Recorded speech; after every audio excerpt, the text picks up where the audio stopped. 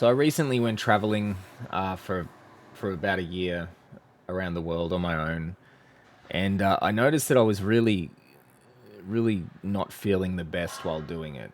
And I didn't really put two and two together, but I just thought it was the circumstances and all this stuff that was happening. And a lot of the time our internal state is blamed on our external circumstances. It's very easy to do as a human being. You don't really look at what you're consuming straight away. And anyway, I just felt pretty much depressed for a lot of it and just not myself. Like I wasn't really there properly like I would normally be. And then during the year, it eventually got a lot worse. And eventually I came back here to Australia where I live now. And it really peaked. It was really got so bad. I mean, I became so depressed. I've never felt like that before, where there's just this dark cavern that you're trapped in, and you just simply cannot reach out to anything or anyone. There's like this giant space of nothingness between you and all things, but and it's not peaceful, right? It's just this deadness that and I lost my motivation and creativity, and I wasn't able to really be present, and just did not feel like myself at all. And I got other symptoms as well, like I had migraines. They're not diagnosed, but I get these kind of migraines here in the temporal lobes. This would sometimes last for months, just constant. Issues with phlegm, like not being able to breathe. Like I never felt like I could breathe properly, felt like I was out of breath so much. Issues with my ears getting blocked, my nose getting blocked, anxiety, problems with sleep, you know, lethargy, all that stuff.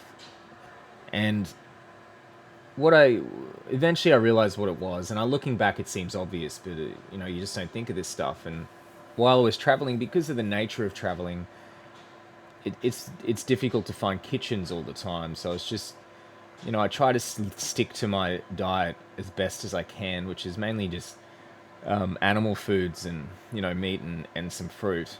But there were times when I just you just try to get whatever calories you can. So I remember adding butter to the diet at one point, because it's just easy to get a ton of calories through fat.